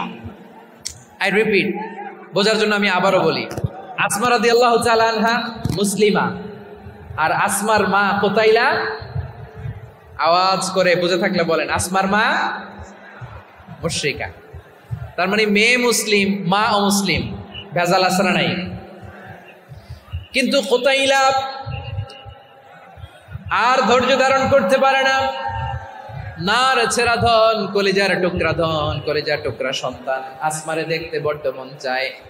সাইয়েদনা আসমা রাদিয়াল্লাহু তাআলা আনহা মক্কা থেকে হিজরত করে মদিনায় চলে গেলেন হুদাইবিয়ার পর। যখন মক্কা মদিনার ট্রাফিক স্বাভাবিক হলো, মক্কার লোক মদিনায় যায়, মদিনার লোক মক্কায় আসে। কুতাইলা কলিজার টুকরা সন্তান আসমারে দেখার জন্য কিছু উপহার নিয়ে বিশাল মরুপথ পাড়ি দিয়ে মক্কা থেকে মদিনায় যায়। সুবহানাল্লাহ বলেন। এখন মা আসছে মেয়ের সাথে দেখা করতে, মেয়ে তো আর দেখা দেয় না। মেয়ে ভাবছে আমার মা তো মুশরিকা, অপবিত্রা, তার সাথে কি দেখা দেয়া যাবে? বিশ্বনবীর দরবারে চলে গেলেন। সুবহানাল্লাহ বলেন। কি সৌভাগ্যবান ছিল তারা, মাসলা জানার দরকার হলেই নবীর দরবারে চলে যেত। ঘরে বউয়ের সাথে ঝগড়া হলে নবীর দরবারে চলে যেত। অনেক সাহাবী বলে আমার পেটে ক্ষুধা লাগলো আমি নবীর কাছে চলে যেতাম, কারণ নবীর চেহারার দিকে তাকালেই আমার পেটের ক্ষুধা মিটে যেত। সাইয়েদনা আসমা রাদিয়াল্লাহু তাআলা আনহা বিশ্বনবীর কাছে চলে গেলেন, যে বললেন ইয়া রাসূলুল্লাহ ইয়া হাবিবাল্লাহ ইন্না উম্মি কাদিমাতুন ইলাইয়া ওয়া হিয়া রাগিবা। আমার মা মক্কা থেকে অনেক দূর মরুর পথ পাড়ি দিয়ে উপহার সামগ্রী নিয়ে মদিনায় আমার সাথে দেখা করতে এসেছে গো নবী। আমার জানতে বড্ড ইচ্ছে হয় আমি আমার মুশরিকা মায়ের সাথে একটু দেখা করতে পারবো কিনা। আফা আসিলুহা, আগে যেমনি আমি আমার মায়ের সাথে ভালো আচরণ করতাম, যেমনি আমি আমার মায়ের সাথে সদাচরণ করতাম গো নবী, এখন আমি মুসলিমা মা মুশরিকা, এখনো কি আগের মতো সদাচরণ করতে পারবো নাকি? বিশ্বনবী বললেন নাম সিলিহা, হ্যাঁ রে আসমা, অবশ্যই অবশ্যই, আগে ঠিক যেমন তুমি তোমার মায়ের সাথে ভালো আচরণ করতে এখনো তেমনি আগের মতো ভালো আচরণ করবা। আওয়াজ করে পড়েন সুবহানাল্লাহ। কি ইসলাম আমরা পেয়েছি, কত ব্রড মাইন্ডেড আমাদের ইসলাম, কত ওপেন মাইন্ডেড ইসলাম, কত ওপেন আপ করতে পারে। বিষ্ণু বললেন হ্যাঁ অবশ্যই, নাম সুলিহা, আগে যেমনি ভালো আচরণ করছো আসমা এখন ওইরকমই করো, পারলে আরো বাড়াই করো। সুবহানাল্লাহ বলেন। তাহলে আমার যে হিন্দু ভাইয়েরা, হিন্দু বোনেরা ইমানের বদৌলতে দৌলতে আপনি ধন্য হয়েছেন, আপনার আম্মা আব্বা এখন মুসলমান হয় নাই, তাদের জন্য দোয়া করেন, তাদের জন্য দোয়া করেন, আল্লাহ যেন তাদেরকেও ইমানের দৌলত দান করে। আমরা সবাই পড়ি আমিন, আরো জোরে পড়েন আমিন। এখন বলেন ইসলাম কি ন্যারো মাইন্ডেড রিলিজিয়ান না ব্রড মাইন্ডেড? লালমনিরহাটের যুবক ভাইরা আওয়াজ করো, ইসলাম কি ন্যারো মাইন্ডেড না ব্রড মাইন্ডেড? কতটা ব্রড মাইন্ডেড দেখেন। বিশ্বনবী সাল্লাল্লাহু আলাইহি সাল্লাম অমুসলিমরা যদি নবীকে উপহার দিত, ওই উপহারও বিশ্বনবী গ্রহণ করতেন। সুবহানাল্লাহ পড়েন। আপনার অমুসলিম বন্ধু যদি উপহার দেয় সেটাও আপনি নিতে পারবেন, যেটা নেওয়া জায়েজ। কিন্তু আপনার বন্ধু যদি আপনার মদের বোতল দেয়, নিতে পারবেন? হ্যাঁ, মদের বোতল দিলে পারবেন। আপনার বন্ধু যদি আপনার পর্ক দেয়, পর্ক, শুকরের গোশত মিশ্রিত কোনো খাবার, ওটা নিতে পারবেন না। হালাল যে কোনো জিনিস নিতে পারবেন। বিশ্বনবী সাল্লাল্লাহু আলাইহি ওয়াসাল্লাম অমুসলিমদের দেয়া হাদিয়া গ্রহণ করতেন। কেমন নবী ছিলেন, আমার নবীরে চিনে নেন, আমার নবীর অ্যাটিটিউড জেনে নেন। বিশ্বনবী সাল্লাল্লাহু আলাইহি ওয়াসাল্লাম যখন কোনো জনপদে যেতেন 3টা অপশন নিয়ে যেতেন। প্রিয় ভাইয়ের আওয়াজ করে বলতে হবে, কোন জনপদে গেলে আমার নবীর অপশন থাকতো কয়টা? আমার মতো 3 আঙ্গুল উঁচু করে দেখান আর বলুন আমার নবী কোন জনপদে গেলে কয়টা অপশন নিয়ে যেতেন? 1 নাম্বার অপশন আসলিম তাসলাম। নতুন এলাকায় গেলে বলতেন আসলিম তাসলাম, ইসলাম ধর্ম গ্রহণ করো, শান্তিতে থাকবা, আমার ভাই হয়ে যাবো, আমরা ভাই ভাই, ইসলাম মানো, আমরা ভাই ভাই। অপশন নাম্বার কত? 1। যদি বলে না ইসলাম মানবো না, ওকে, অপশন নাম্বার 2, মুসলিম হওয়ার দরকার নাই, লা ইকরাহা ফিদ্দিন, ইসলামে কোনো বাড়াবাড়ি নাই, খ্রিস্টান আছো থাকো, বৌদ্ধ আছো থাকো, ইহুদি থাকতে চাও থাকো, কিন্তু আমরা যেহেতু রিজিওনাল সুপার পাওয়ার, আমাদের আন্ডারে থাকো, ট্যাক্স দিয়া থাকো, এটার বলে জিজিয়া। আলেম যারা আছেন বুঝবেন এটার আরবিতে কি বলে, জিজিয়া। You pay us the tax, we will give you the security. তোমরা ট্যাক্স দিবা, আমরা সিকিউরিটি দিব, আমাদের আওতায় থাকবা, কেউ তোমাদেরকে আক্রমণ করতে পারবে না, আমরা নিরাপত্তা দিব। সুবহানাল্লাহ বলেন। এটা অপশন নাম্বার কত? আচ্ছা বুঝে থাকলে বলেন 1 নাম্বার অপশন কি ছিল? ইসলাম, ইসলাম মানো, শান্তিতে থাকবা, ভাই ভাই, আমরা ভাই ভাই। অপশন নাম্বার 2, ট্যাক্স দাও, আমরা নিরাপত্তা দিব, মুসলিম হওয়া লাগবে না। এখন 1 নাম্বারও মানে না, 2 নাম্বারও মানে না, মুসলিম হবো না, ভালো, খ্রিস্টান থাকো, ট্যাক্স দাও, আমরা সিকিউরিটি দিব না, এটাও মানি না। বিষ্ণু বলেন তাহলে তলোয়ার আমাদের আর তোমাদের মাঝে ফয়সালা করবে, মুসলিমও হবো না, ট্যাক্স দিবা, নিরাপত্তা দিব, আমাদের, আমরা সুপার পাওয়ার, আমাদের আন্ডারে থাকবে, এইটাও না। তাহলে তোমাদেরকে তো আমরা বিশ্বাস করতে পারি না, কখন না কখন বিশ্বাসঘাতকতা করো, কার সাথে মিলে হাত মিলাও, তলোয়ার আমাদের মাঝে ফয়সালা করবে। তখন তিনি জেহাদের সশস্ত্র সংগ্রামের ঘোষণা দিতেন। সুবহানাল্লাহ পড়েন।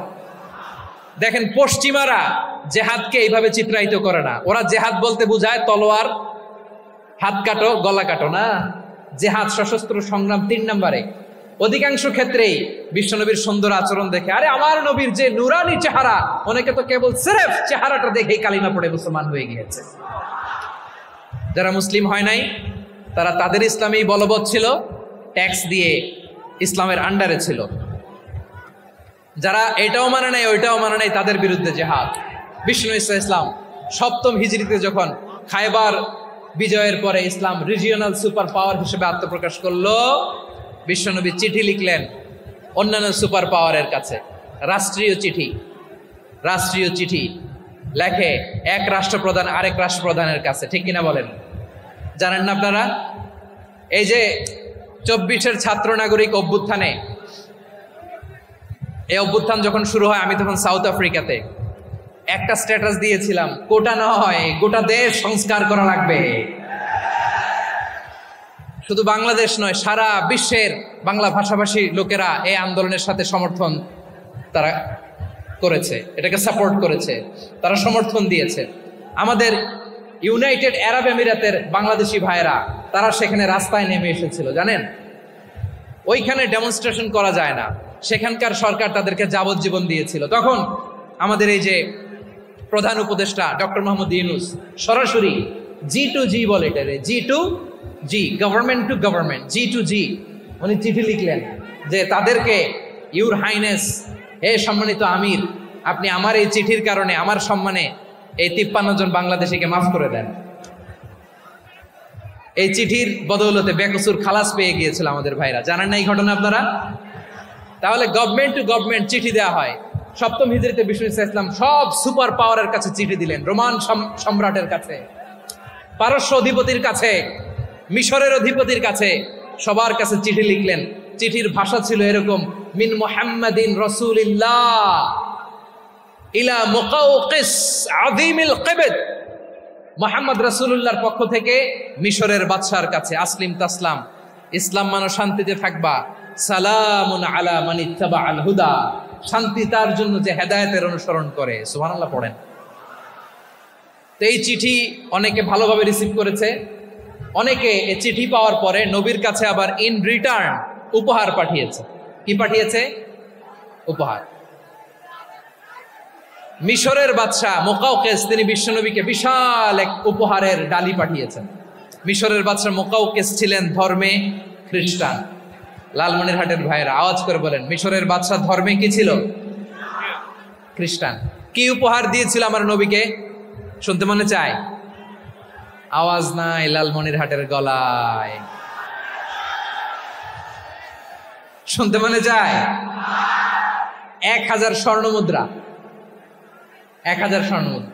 2টা খ্রিস্টান দাসী, একজনের নাম মারিয়া বিনতে শামউন আল কিবতিয়া, আরেকজনের নাম সিরিন বিনতে শামউন আল কিবতিয়া।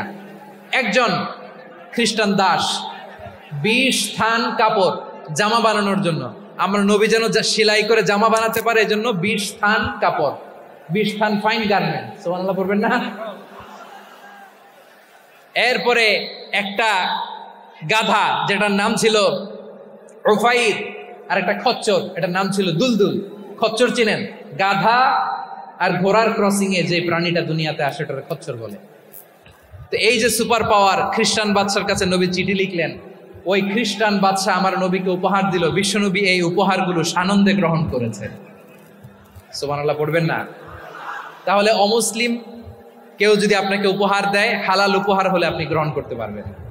অনুরূপভাবে পারস্যের বাদশাহ, রোম সম্রাট বিশ্বনবীকে উপহার পাঠিয়েছেন, আমার নবী সবগুলো উপহার গিফট গ্রহণ করেছেন। সুবহানাল্লাহ বলেন। তাহলে প্রিয় লালমনিরহাট, আওয়াজ করে বলুন, ইসলাম কি ন্যারো মাইন্ডেড রিলিজিয়ন না ব্রড মাইন্ডেড? আম্মাজান আয়েশার কাছে মাসালা জানতে চায় মেয়েরা, হে আম্মাজান, অগ্নি উপাসকেরা তাদের ঈদের দিন নওরোজের সময় আমাদেরকে পাখি দেয়, নেওয়া যাবে? উনি বললেন, ওরা জবাই করে দিলে নেওয়া যাবে না, কিন্তু ওরা যদি ফলমূল এরকম খাবার দেয় এগুলো নেওয়া যাবে। তার মানে অমুসলিমদের দেয়া উপহার এটা গ্রহণ করা যায়। সুবহানাল্লাহ বলেন। শুধু তাই নয়, বিষ্ণু ঈসা ইসলাম অমুসলিমদের সাথে আর্থিক লেনদেনও করেছেন, ফিনান্সিয়াল ডিলিং করেছেন। অমুসলিমদের সাথে প্রয়োজনে আপনি ফিনান্সিয়াল ডিলিং করতে পারবেন। আমরা প্রায় দেখি বাজারের মিষ্টির দোকানগুলো আমার হিন্দু ভাইদের। লালমনিরহাটে মিষ্টির দোকান, দইয়ের দোকান কারা চালায়? হিন্দুরা চালায় না। তারপরে যে বারবার শপ, চুল কাটে যে নাপিত, অধিকাংশ নাপিতের দোকানে কারা? আমার হিন্দু ভাইরা। তা আপনি চুল কাটতে পারবেন কিনা? পারবেন কিনা বলেন? পারবেন।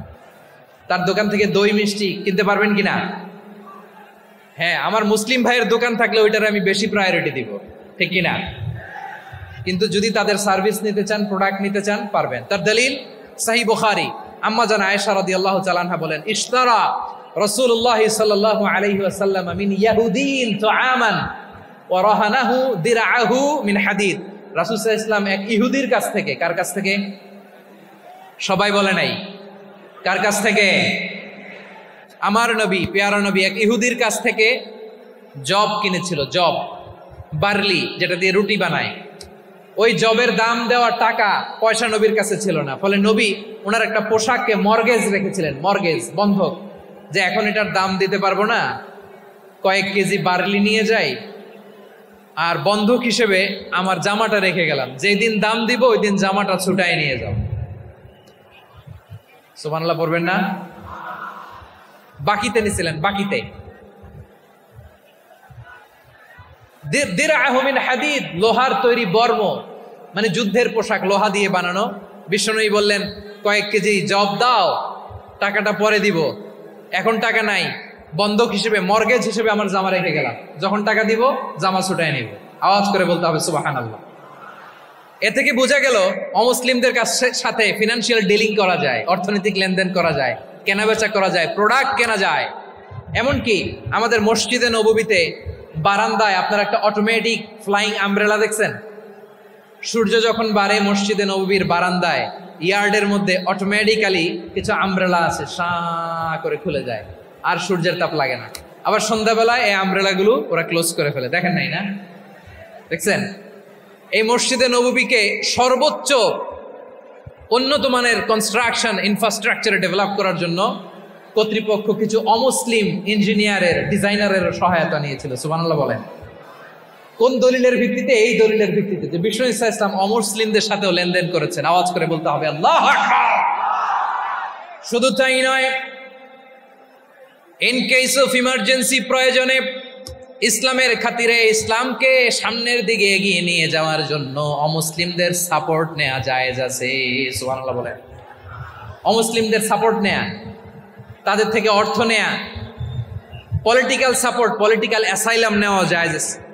আমাদের অনেক বিশ্ববরেণ্য দায়ীরা আমেরিকায় অস্থায়ীভাবে অ্যাসাইলাম নিয়ে থাকে, নিজের দেশে গেলে ফাঁসিতে ঝুলাই দিবে, যুগ যুগ ধরে দায়ীদের উপর এরকম অত্যাচার আর নির্যাতন আছে না নাই? মিশরের অনেক দায়ীরা পাশ্চাত্যে যেয়ে থাকে, এই যে তারা পলিটিক্যাল অ্যাসাইলাম নিয়ে থাকে, রাজনৈতিক আশ্রয়, এটা জায়েজ আছে না?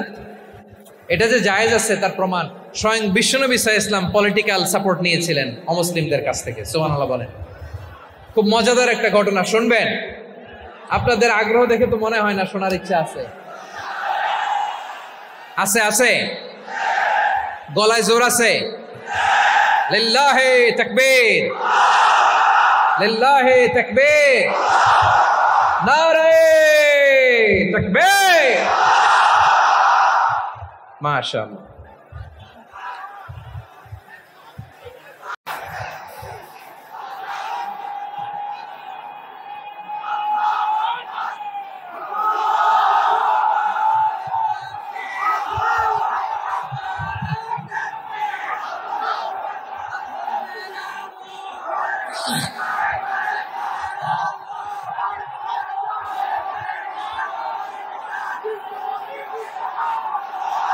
মাশাআল্লাহ মাশাআল্লাহ।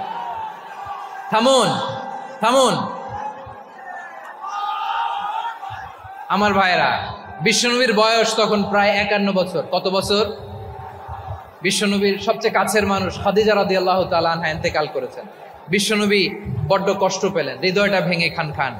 যিনি ঘরের ভেতরে বিশ্বনবীকে সান্ত্বনা দিতেন, ভালোবাসা দিতেন, বাইরে গেলে কুরাইশরা বকাঝকা করে, অত্যাচার করে, কিন্তু আম্মাজান খাদিজা রাদিয়াল্লাহু তাআলা আনহা ঘরটারে এমন শান্তির নীড় বানায় রেখেছেন, এই ঘরের ভিতরে ঢুকলে বিশ্বনবীর কলিজাটা ঠান্ডা হয়ে যেত। এজন্য রব্বুল আলামিন বলেন, খাদিজা, ও আমার বান্দি খাদিজা, জান্নাতে এমন স্পেশাল একটা ঘর আমি তোমার জন্য রেডি করে রেখেছি। ওই ঘরের মধ্যে কোনো আওয়াজ নাই, ওই ঘরের মধ্যে কোনো নয়েজ নাই, ওই ঘরে কোনো বিশৃঙ্খলা নাই। কারণ মক্কার জমিনে আমার নবী কুরাইশদের বিশৃঙ্খলা, নয়েজ আর ঝামেলাগুলোকে উপেক্ষা করে যখন তোমার ঘরের ভিতরে ঢুকতো, ঘরটারে তুমি শান্তির নীড়, ঠান্ডা, নীরব, নিস্তব্ধ, নিঝুম আর শান্তির নীড় বানিয়ে রেখেছো। এজন্য জান্নাতে স্পেশাল একটা শান্তির নীড় আমি তোমারে উপহার দেব। ওই প্রিয়তমা স্ত্রী খাদিজা ইন্তেকাল করলেন, বিশ্বনবীর হৃদয় ভেঙে খান খান। আবার ওনার চাচা আবু তালেব ইন্তেকাল করলেন, যিনি পলিটিক্যাল শেল্টার দিতেন নবীকে। কে দিতেন? আবু তালেবের ভয়ে, বিশ্বনবীর এই চাচার ভয়ে কোনো মুশরিক নবীর গায়ে হাত দেওয়ার সাহস পায় নাই। এখন স্ত্রীও নাই, চাচাও নাই, নবীকে আশ্রয় দেওয়ার কেউ নাই, নবীর চারদিকে অন্ধকার। নবী এখন কই যাবেন? আমার পেয়ারা নবী নতুন স্টেশন খুঁজতেছেন, নতুন দাওয়াতি প্ল্যাটফর্ম খুঁজতেছেন। তিনি যায়েদ বিন হারেসা রাদিয়াল্লাহু তাআলা আনহুকে নিয়ে মক্কার পাশের একটা নেইবরিং সিটি তায়েফে চলে গেলেন। কোথায় চলে গেলেন? লালমনিরহাটের ভাইয়ের আওয়াজ করে বলেন, কোথায় গেলেন? তায়েফে চলে গেলেন দিনের দাওয়াত দেওয়ার জন্য। কি দেওয়ার জন্য? নাকি জমি কিনতে গেছিলেন? জমি কিনতে, দুনিয়ার যশ খ্যাতির জন্য, নিজের কোনো লাভের জন্য? তায়েফবাসীদেরকে জাহান্নামের আগুন থেকে বাঁচানোর জন্য। আওয়াজ করে বলতে হবে, ঠিক কি না? বিশ্বনবী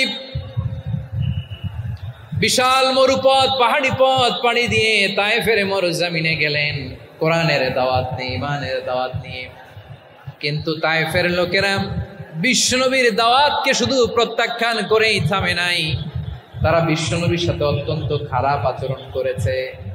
বিশ্বনবীকে শারীরিকভাবে হেনস্থা করেছে, আমার নবীকে শারীরিকভাবে অত্যাচার করেছে, আমার পেয়ারা নবীর গায়ে পাথর মেরেছে, বিশ্বনবীর গা বেয়ে ঝরঝর করে রক্ত ঝরেছে, নবী জামিনের মধ্যে লুটিয়ে পড়েছেন, আবার মেরেছে, আবার নবী হাঁটতে শুরু করলেন, পেছন থেকে আবার মেরেছে, আবার নবী রক্তাক্ত হয়ে জামিনের মধ্যে লুটিয়ে পড়লেন, আবার মেরেছে। বিশ্বনবীর মতো এত সুস্ত্রী মানব, বিশ্বনবীর মতো এত শুভ্র মানব, বিশ্বনবীর মতো এমন চমৎকার দেহাবয়ব দিয়ে রব্বুল আলামিন কাউকে বানান নাই।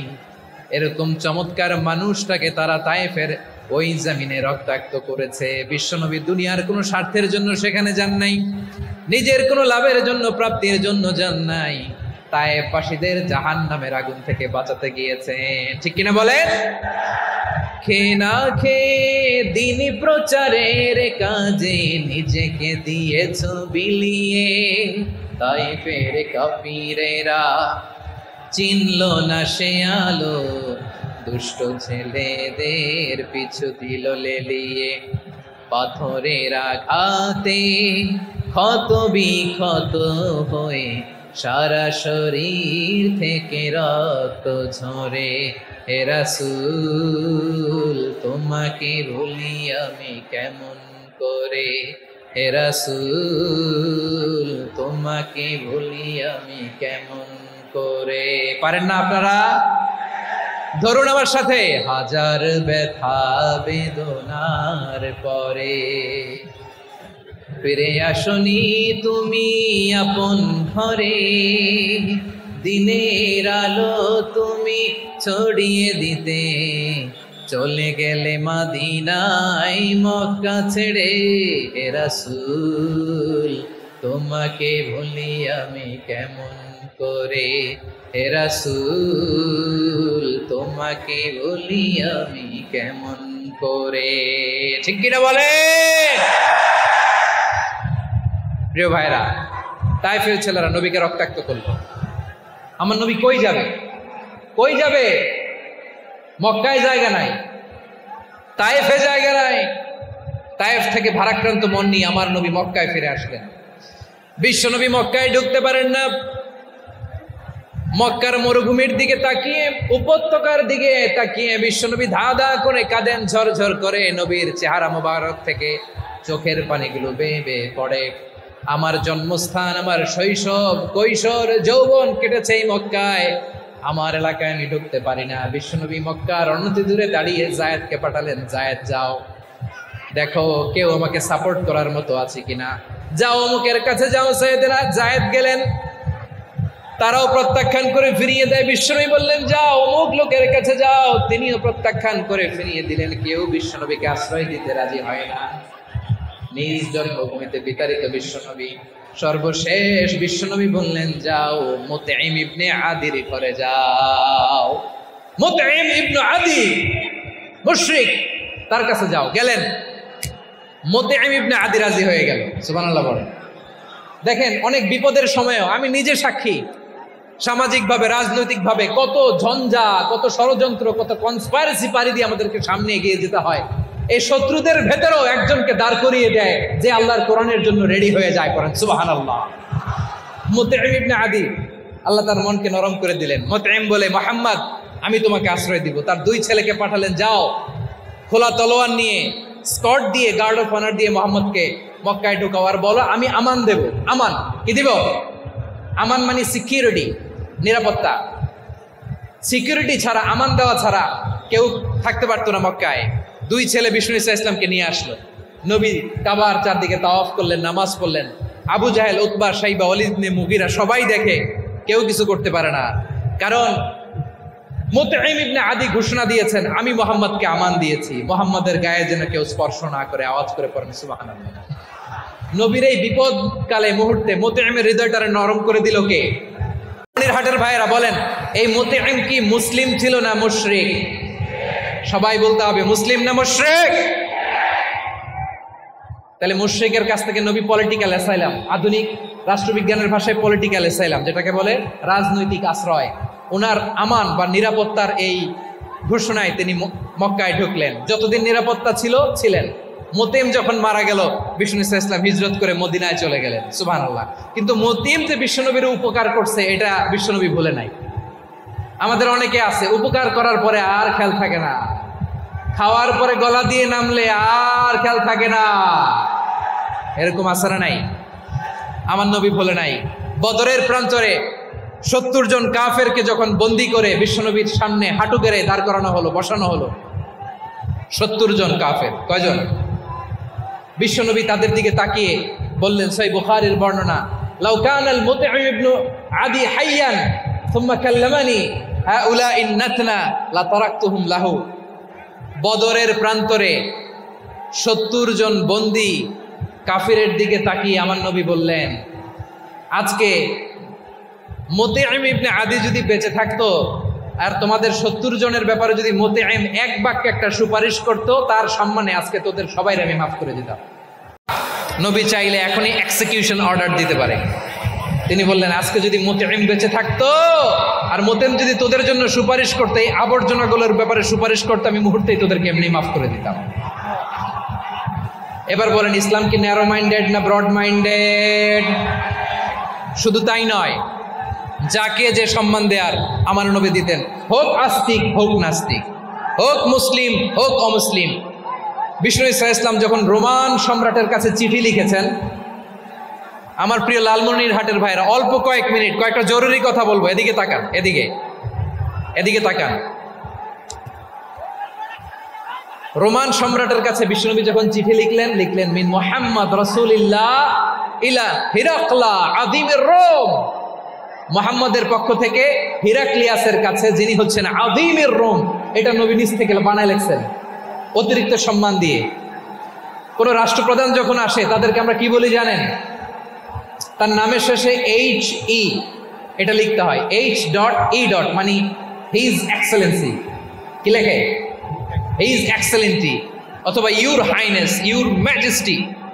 দেখেন, বিশ্বনবী সাল্লাল্লাহু আলাইহি ওয়াসাল্লাম সব নবীদেরও নবী, তিনি একজন মুশরিক খ্রিস্টান সম্রাট রোমান সম্রাটের কাছে চিঠি লিখতে যায়, লিখতেছে ইলা হিরাকলা আযীমের রোম, হিরাক্লিয়াসের কাছে আমার চিঠি, যিনি রোমের আযীম, হিজ হাইনেস, মানে রোমের অনেক সম্মানিত এক বাহাদুর। আওয়াজ করে বলেন সুবহানাল্লাহ।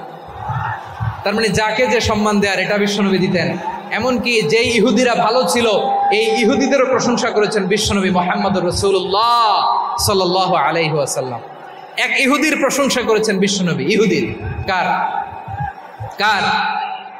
আমি তো আমার ভাইয়ের প্রশংসা করি না, আমি তো এক আলেম আরেক আলেমরে স্পেস দেই না, আমি তো এক দায়ী আরেক দায়ীর সাথে বসতে চাই না। আমার নবী ইহুদির প্রশংসা করে। কার প্রশংসা? ওই ইহুদির নাম ছিল মুখাইরিক। সিরাত গ্রন্থ ঘাটলে পাবেন। তিনি বলেছেন, মুখাইরিক খাইরু ইয়াহুদ, Mukhayriq is the best of the Jews. জুইসদের মধ্যে সে সবচেয়ে ভালো। কেন প্রশংসা করলেন তার?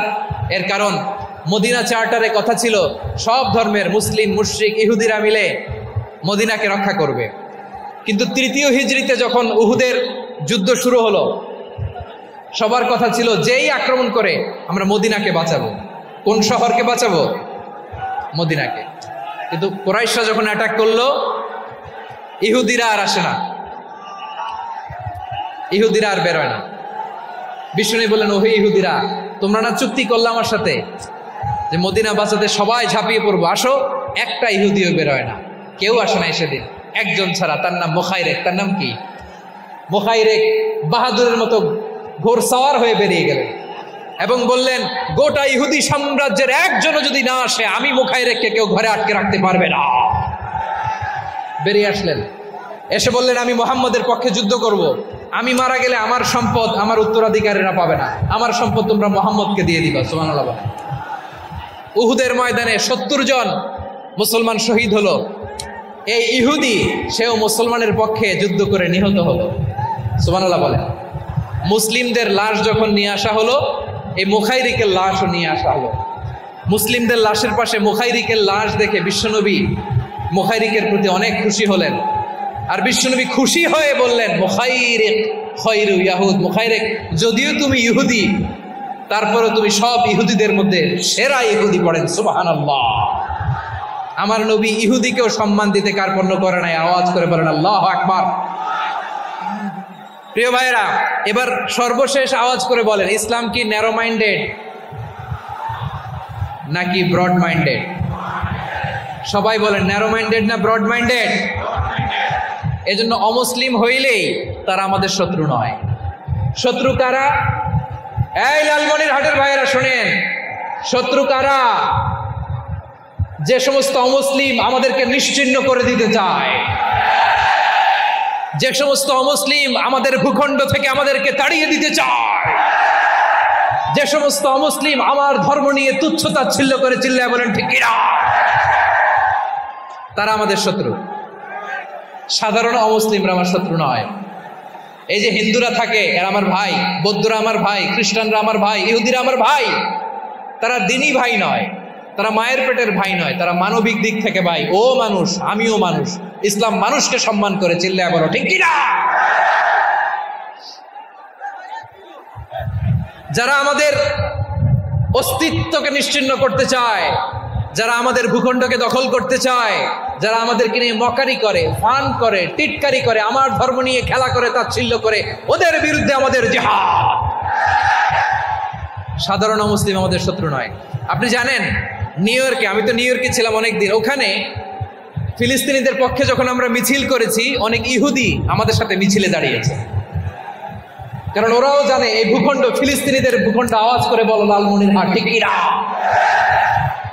ইসরায়েলের রাজধানী খোদ তেল আবিবে অনেক ইহুদিরা বেঞ্জামিন নেতানিয়াহু তার বিরুদ্ধে মিছিল করেছে।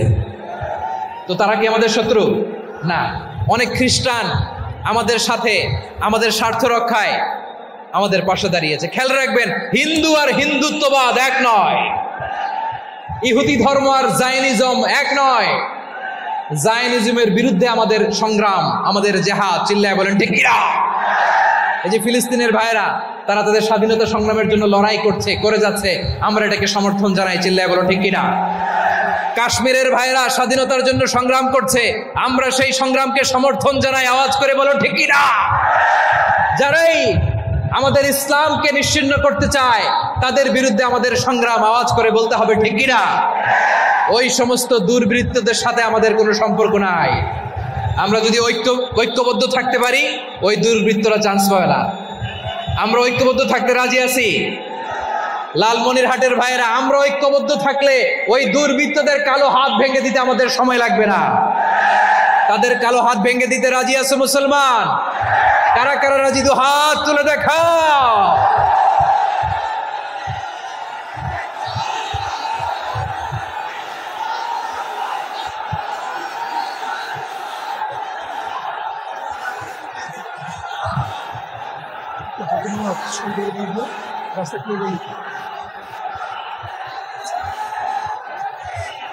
আমার প্রাণ প্রিয় লালমনিরহাটের ভাইয়েরা, শত্রু কাফের আর অশত্রু কাফেরের মধ্যে পার্থক্য আছে না নাই?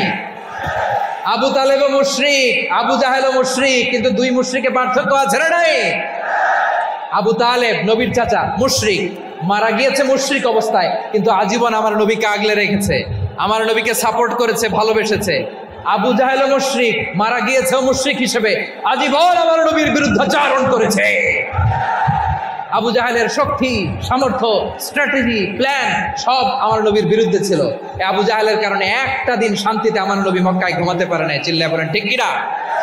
এজন্য রব্বুল আলামিন বলেন, লা ইয়ানহাকুমুল্লাহু আনিল্লাযীনা লাম ইউকাতিলুকুম ফিদ-দীন ওয়া লাম ইখরিজুকুম মিন দিয়ারিকুম আন তাবাররুহুম ওয়া তুকসিতু ইলাইহিম ইন্নাল্লাহা ইউহিব্বুল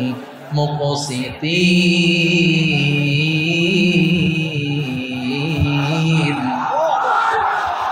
আল্লাহ বলে, গোলামেরা শোনো শোনো, যে সমস্ত অমুসলিম তোমাদের সাথে ধর্মযুদ্ধে লিপ্ত হয় না, তোমাদের বিরুদ্ধে যে সমস্ত অমুসলিম অস্ত্র ধরে না, যে সমস্ত অমুসলিম তোমাদেরকে তোমাদের জন্মস্থান থেকে, ভূখণ্ড থেকে তাড়িয়ে দেয় না, তাদের সাথে ভালো আচরণ করতে আমি আল্লাহ নিষেধ করি নাই। তাদের সাথে সদাচরণে কোনো নিষেধাজ্ঞা নাই, বরং তাদের সাথে সদাচরণ করো, এটাই আমি আল্লাহ চাই। তাহলে আমার যে অমুসলিমরা আমাদের সাথে শত্রুতা করে না, তুচ্ছতাচ্ছিল্য করে না, আমাদের ভূমি থেকে আমাদেরকে উচ্ছেদ করতে চায় না, আমাদের বিরুদ্ধে অস্ত্র ধরে না, ওই অমুসলিম ভাইদের সাথে আমাদের কোনো দ্বন্দ্ব আছে? কোনো বিরোধ আছে?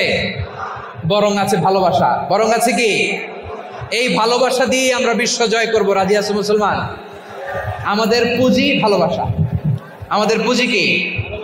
এবার আওয়াজ করে বলেন, আমার এই পুরো আলোচনা থেকে the religious coexistence, peaceful coexistence, শান্তিপূর্ণ সহাবস্থান, কমিউনাল হারমোনি, এই সাম্প্রদায়িক সম্প্রীতি, এই আলোচনা থেকে কি বুঝলেন? ইসলাম কি ন্যারো মাইন্ডেড না ব্রড মাইন্ডেড? এই ব্রড মাইন্ডেড হৃদয় নিয়ে, ভালোবাসা দিয়ে আমরা বিশ্ব জয় করতে চাই। রাজি আছেন? আল্লাহ কবুল করুক, আমরা সবাই পড়ি আমিন। লালমনিরহাটের জেলা স্টেডিয়ামে আমার প্রিয় মায়েরা, বোনেরা, আপনাদের জন্য একটা হাদিস বলে শেষ করব। বিশ্বনবী বলেন, আমার মায়েরা খেয়াল করে শুনুন, বিশ্বনবী আপনাদের উদ্দেশ্য করে বলেন, আল মারআতু ইযা সাল্লাত খামসাহা ওয়া সামাত শাহরাহা হাফিজাত ফুরুজাহা আতাআত বা'লাহা ফালতাদখুল মিন আইয়ি আবওয়াবিল জান্নাতি শাআত। বিশ্বনবী বলেন, ও রমণীরা, ও নারীরা, যে সমস্ত নারী এই 4টা কাজ করবে, এই 4টা কাজের গ্যারান্টি দিবে, তাদেরকে জান্নাতের 8টা দরজার গ্যারান্টি দেয়া হবে। কি 4টা কাজ? 1 নাম্বার, আল মারআতু ইযা সাল্লাত খামসাহা, যে নারী 5 ওয়াক্ত নামাজ পড়ে। কি করে? জেলা স্টেডিয়ামে অবস্থানরত আমার নারীরা, বোনেরা, বিশ্বনবী আপনাদেরকে 4টা কাজের কথা বলেছেন, খুব বেশি না। 4টা করলে 8 জান্নাতের দরজা সব খোলা। কোনটা দিয়ে যাবেন? যেটা দিয়ে মনে চায়। 1 নাম্বার 5 ওয়াক্ত নামাজ। আমার বোনেরা জোহরের নামাজ পড়তে পড়তে এটা আসরে নিয়ে যায়, আসর পড়তে পড়তে এটা মাগরিবে নিয়ে যায়। এরকম আসরা নাই? লালমনিরহাটে হয়তো নাই। আমার বোনেরা এটা করবেন না। ইন্নাস সালাতা কানাত আলাল মুমিনিনা কিতাবাম মাওকুতা, সময় মতো পড়বেন। সামাত শাহরা, রমাদানের রোজাগুলো রাখবেন। হাফিজাত ফুরুজাহা, যে নারী তার চরিত্রকে হেফাজত করে, তার প্রাইভেট হেফাজত করে, তার লজ্জাস্থান হেফাজত করে। ও মায়েরা, আপনার এই গর্ভ যে কত দামি আপনি জানেন না। আপনার এই গর্ভ থেকে জন্মাবে আগামীর সালাহুদ্দিন আল আইয়ুবী। আপনার গর্ভ থেকেই জন্মাবে ইমাম আল মাহদি আল মুনতাদা। আপনার পেট থেকে জন্মাবে আবু সাইদের মতো বীর সৈনিক। আপনার পেট থেকে জন্মাবে মুগ্ধের মতো বীর মুজাহিদ। আপনি জানেন না কে আসবে আপনার পেট থেকে। সময়টাকে কাজে লাগান, ইসলামকে বুঝেন, মানেন, আমাদের ইসলামিক লেকচারগুলো শোনেন। আমরা যে বার্তাগুলো, ইনস্ট্রাকশনগুলো, দিক নির্দেশনাগুলো আপনাদের খেদমতে রাখি, এগুলো মেনে চলুন। আপনিই পারেন আপনার ঘরটাকে জান্নাতের টুকরা বানাতে। একটা family, it's a very big institution and you are the MD, the managing director of this institution. চিল্লায় বলেন ঠিক কিনা? চাইলেই পারেন ঘরটারে জান্নাতের টুকরা বানাতে। 5 ওয়াক্ত সালাত, রমাদানের রোজা, নিজের চরিত্রের হেফাজত, ও আতাআত বা'লাহা, স্বামীর আনুগত্য। এটাতে অনেকে ভুল করে থাকে। হায় রে আমার বোনেরা, স্বামীর আনুগত্যকে এটা নিজের অপমান মনে করবেন না। আপনার স্বামী আপনার সবচেয়ে বড় গার্ডিয়ান, তিনি আপনার সবচেয়ে ভালো চায়। নারী কখনো গার্ডিয়ানশিপের বাইরে থাকতে পারে না। হয় আপনি বাবার গার্ডিয়ানশিপের ভেতরে, বাপ না থাকলে ভাই আপনার গার্ডিয়ান, ভাই না থাকলে চাচা গার্ডিয়ান, বিয়ের পরে আপনার স্বামী আপনার গার্ডিয়ান। শরিয়া সম্মত স্বামীর আদেশগুলো আপনি মেনে চলবেন, কিন্তু শরিয়া বিরুদ্ধ কোনো আদেশ মানতে আপনি বাধ্য নয়। আওয়াজ করে বলুন সবাই ঠিক কিনা? এই 4টা কাজ যদি কোনো নারী করে, বিষ্ণুই বলেন জান্নাতের 8টা দরজা খোলা। তোমার যেটা দিয়ে মনে চায় সেটা দিয়ে জান্নাতে তুমি এন্ট্রি নিতে পারবা। আমরা এখানে লালমনিরহাটের সোহরাওয়ার্দী ময়দানে আজকে যেমন একত্রিত হতে পারলাম, আল্লাহর জান্নাতেও যেন একত্রিত হতে পারে। আল্লাহ তুমি তৌফিক দান করো। আল্লাহ আমার এই কলিজার টুকরা যুবক ভাইদেরকে তুমি ওমরে ফারুকের মতো কবুল করো। জেলা স্টেডিয়ামে অবস্থানরত আমার মা বোনদেরকে তুমি ফাতেমার মতো, খাদিজার মতো কবুল করো। আমাদের কলিজার টুকরা সন্তানদেরকে তুমি সালাহুদ্দিন আল আইয়ুবীর মতো কবুল করো। এই যে ইসলামিক সোসাইটি লালমনিরহাটকে আল্লাহ তুমি কবুল করো। আল্লাহ যে কথাগুলো বললাম এগুলো প্রথমে আমাকে, আমার সব ভাইদেরকে আমল করার তৌফিক দান করো। রব্বানা ظلمنا أنفسنا وإن لم تغفر لنا وترحمنا لنكونن من الخاسرين ربنا آتنا في الدنيا حسنة وفي الآخرة حسنة وقنا عذاب النار رب العالمين আরশের মালিক, লক্ষ লক্ষ তাওহীদি জনতা দুনিয়ার কোনো কিছুর আশায় নয়, দুনিয়ার কোনো কিছুর জন্য নয়, তোমার কোরআনের প্রেমে, ইসলামের প্রেমে হাজির হয়েছে। আল্লাহ আমার ভাইদেরকে কবুল আর মঞ্জুর করে দাও। ইসলামের জন্যই গণজোয়ার, এই উচ্ছ্বাস, এই এনার্জি শক্তিগুলোকে আগামীর ইসলামের জন্য কবুল আর মঞ্জুর করে নাও। গাড়িতে করে, হুন্ডায় চড়ে, সাইকেল দিয়ে, রেল লাইন দিয়ে, রেলে চড়ে চড়ে লক্ষ লক্ষ ভাইরা বিভিন্ন জেলা থেকে আজকের এই ঐতিহাসিক লালমনিরহাটের প্রোগ্রামে যারা জয়েন করলো, নিরাপদে তুমি আবার তাদেরকে গন্তব্যে পৌঁছে দিও। রব্বানা তাকাব্বাল মিন্না ইন্নাকা আনতাস সামিউল আলিম ওয়া তুব আলাইনা ইয়া মাওলানা ইন্নাকা আনতাত তাওয়াবুর রহিম। সুবহান রাব্বিকা রাব্বিল ইজ্জাতি আম্মা ইয়াসিফুন ওয়া সালামুন আলাল মুরসালিন والحمد لله رب العالمين واجعل آخر كلامنا عند الموت لا